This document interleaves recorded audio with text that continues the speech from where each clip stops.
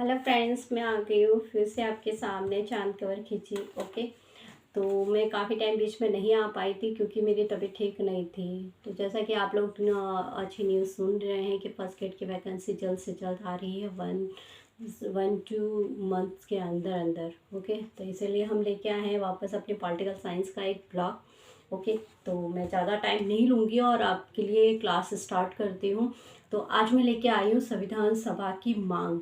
Okay, तो संविधान सभा की मांग और उसमें सदस्य कितने थे और वो भी कहाँ कहाँ से लिए गए थे। तो ये है मेरे नोट्स और मैं इनमें से ही मैं आपको जो मेरा नॉलेज है वो आपके साथ में शेयर कर रही हूँ। ओके,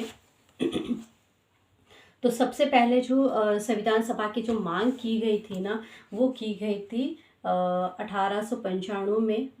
ठीक है, 1895 में की गई थी। तिलक ने सबसे पहले मांग की गई थी। ठीक है, तो तिलक ने भी किसके थ्रू मांग की गई थी? स्वराज विधेयक का जिक्र किया था उन्होंने। तो उनकी इन्हीं बातों में था कि भी हमें अंग्रेजों के लिए एक वार्निंग था कि अभी हमें भी एक संविधान चाहिए और हमारे लिए भी भारतवासियों के लिए भी एक संविधान का निर्माण होना चाहिए, संविधान भी होना चाहिए और आप इन लोग को, हम लोगों को छोड़ के चले जाइए। साफ साफ उनका यही कहने का मतलब था। ठीक है, उसके बाद में गांधी जी ने भी बोल दिया। गांधी जी ने अपने एक भाषण में बोल दिया था। वो भाषण दिया था 1922 में, उन्होंने अपना भाषण दिया था। तो उसमें भी उन्होंने अपने स्वराज विधेयक की या संविधान निर्माण की एक मांग की थी। तो सबसे पहले 1895 में तिलक ने स्वराज विधेयक का जिक्र किया था। 1922 में गांधी जी ने अपने एक भाषण में जिक्र किया था। फिर आता है 1934 में एम.एन. रॉय ने रखा था। व्यक्तिगत मांग रखी थी। ये कैसे रखी थी?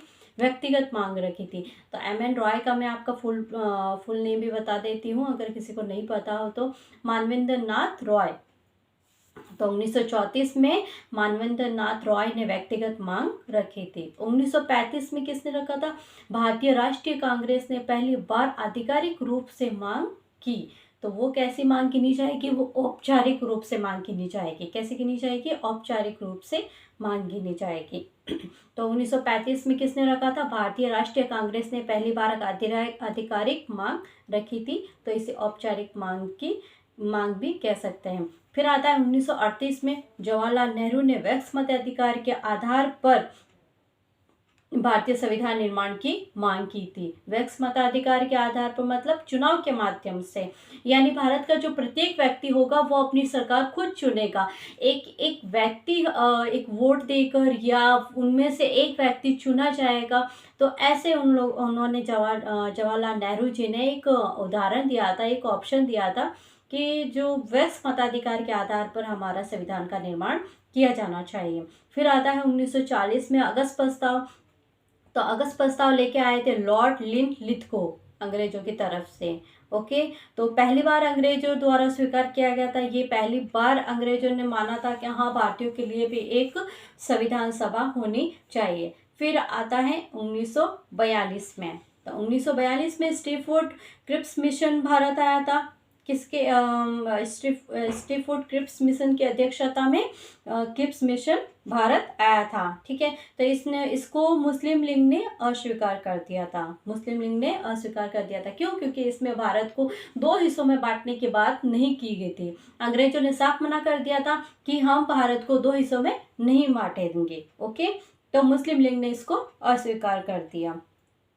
फिर आता है इसमें ये जो, हाँ, तो ये जो बातें थी उसमें फिर उसके बाद में आता है 24 मार्च को 1946 को, 24 मार्च 1946 को एक कैबिनेट मिशन आता है। कैबिनेट मिशन भी कह सकते हैं, मंत्रिमंडलीय मिशन भी कह सकते हैं। ठीक है, तो इसके थ्रू भारतीय सभा का गठन इसी मिशन के तहत किया गया था। तो कब किया गया था? मतलब ये भी पूछा जा सकता है, जब भारतीय संविधान सभा का गठन हुआ था वो कौन से अधिनियम या किस मिशन के थ्रू किया गया था? तो 24 मार्च 1946 को कैबिनेट मिशन या मंत्रिमंडलीय मिशन के द्वारा भारतीय संविधान सभा का गठन किया गया था। तो इसमें जो कैबिनेट मिशन में 3 सदस्य थे। ओके, तो पैथिक लॉरेंस इनके अध्यक्ष थे और स्टेफोर्ड क्रिप्स और ए.बी. अलेक्जेंडर इनके सदस्य थे। तो 3 सदस्य थे कैबिनेट मिशन में, जो 24 मार्च 1946 को भारत आए थे। तो एक बार वापस मैं रिपीट कर देती हूँ आप लोगों के लिए। ओके, तो सबसे पहले कब मांग उठी थी? 1895 में तिलक ने स्वराज विधेयक का जिक्र किया था। फिर आता है 1922 में गांधी जी ने अपने भाषण में जिक्र किया था कि हमारे लिए एक संविधान होना चाहिए। फिर आता है 1934 में पहली बार मानवेंद्र नाथ रॉय ने व्यक्तिगत मांग रखी थी।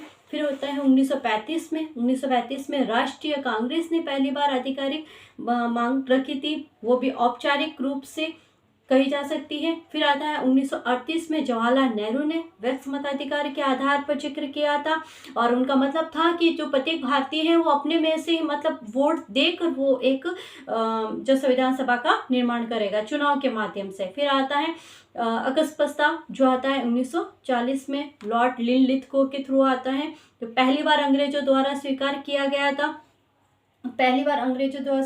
फिर आता है 1942 में स्टैफोर्ड क्रिप्स की अध्यक्षता में क्रिप्स मिशन मुस्लिम लीग ने अस्वीकार कर दिया था। ठीक है, 1942 में क्या आया था? स्टैफोर्ड क्रिप्स मिशन की अध्यक्षता में आया था, क्रिप्स मिशन आया था।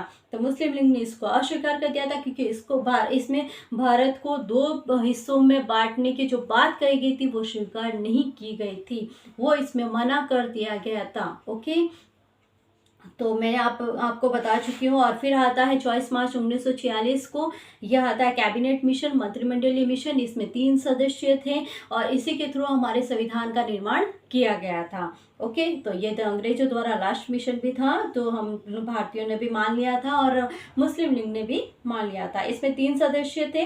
ठीक है, एक था पैथिक लॉरेंस जो अध्यक्ष था, और इसके जो सदस्य थे स्टैफोर्ड क्रिप्स और ए बी अलेक्जेंडर। ओके, फिर आता है जब ये कैबिनेट मिशन आ गया, उसके बाद में सारा प्रोसेस स्टार्ट हुआ। तो उस टाइम थे 11 ब्रिटिश प्रांत थे भारत में, 4 चीफ कमिश्नरी क्षेत्र थे और देसी रियासतें थी। ठीक है, तो जो 4 चीफ कमिश्नरी क्षेत्र थे वो मैं बता देती हूँ। ठीक है, अजमेर मेरवाड़ा, कुर्ग, बलूचिस्तान और दिल्ली। अजमेर मेरवाड़ा, कुर्ग, बलूचिस्तान और दिल्ली। ओके, जो 11 ब्रिटिश प्रांत थे वो मैं आपको बता देती हूँ। तो 11 जो ब्रिटिश प्रांत थे: पंजाब, संयुक्त प्रांत, मध्य प्रांत, बरार, बिहार, बंगाल, असम, उड़ीसा, मद्रास प्रांत, मुंबई प्रांत, सिंध, पश्चिमोत्तर सीमांत प्रांत। ठीक है, तो जो सदस्य संख्या का जो मापदंड हुआ था वो था, जो पहले ही बता चुके थे, जवाहरलाल नेहरू जी के थ्रू के वयस्क मताधिकार के आधार पर हमारा संविधान का निर्माण होना चाहिए। तो उनके थ्रू जो जनसंख्या के अकॉर्डिंग था, जो 10 लाख जनसंख्या पर एक प्रतिनिधि चुनकर आया था। तो ब्रिटिश प्रांत से आए थे 292, ओके, 292, और चीफ कमिश्नरी क्षेत्र से आए थे 4, और देसी रियासतों से आए थे 93।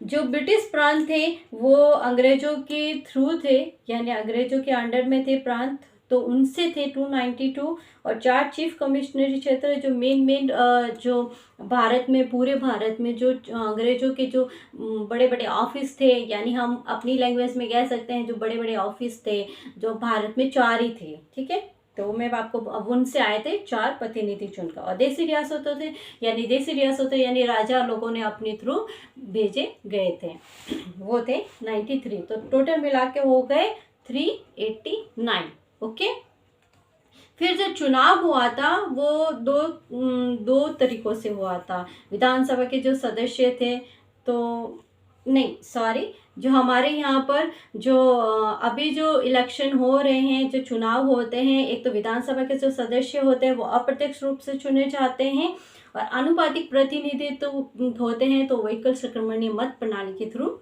चुनाव किए जाते थे। तो जो कुछ व्यक्ति ऐसे भी हैं जो संविधान सभा के सदस्य नहीं थे, तो मैं उनके भी आपको नाम बता देती हूँ। महात्मा गांधी जी थे, तो वो संविधान सभा के अपने सदस्य नहीं थे। मोहम्मद अली जिन्ना, ये भी सदस्य नहीं थे। तेज बहादुर स्प्रू, ये भी सदस्य नहीं थे। जयप्रकाश नारायण, ये भी हमारे संविधान सभा के सदस्य नहीं थे। तो जो 4 व्यक्ति ऐसे थे जो संविधान सभा के अपने सदस्य नहीं थे, तो महात्मा गांधी, मोहम्मद अली जिन्ना, तेज बहादुर स्प्रू, जयप्रकाश नारायण। ठीक है, अब आता है संविधान सभा में कुल महिलाएं कितनी थी। तो संविधान सभा में कुल महिलाएं थी वो 15 थी। तो संविधान सभा में कुल महिलाएं थी वो 15 थी। ठीक है, इनमें से जो एक महिला थी वो देसी रियासतों से थी। वो कौन थी? वो थी एनी मैक्सिक्रीनी। एनी मैक्सिक्रीनी। ओके। राजस्थान में कुल 12 सदस्य थे। राजस्थान से कुल कितने थे? 12 सदस्य थे। संविधान सभा में एक निर्वाचित व्यक्ति एकमात्र थे, मुकुट बिहारी लाल भार्गव, जो अजमेर मेरवाड़ा से थे। राजस्थान से कुल 12 सदस्य थे। जो संविधान सभा में एक निर्वाचित व्यक्ति भी थे एकमात्र, वो थे मुकुट बिहारी लाल भार्गव। ओके, वो थे अजमेर मेरवाड़ा से।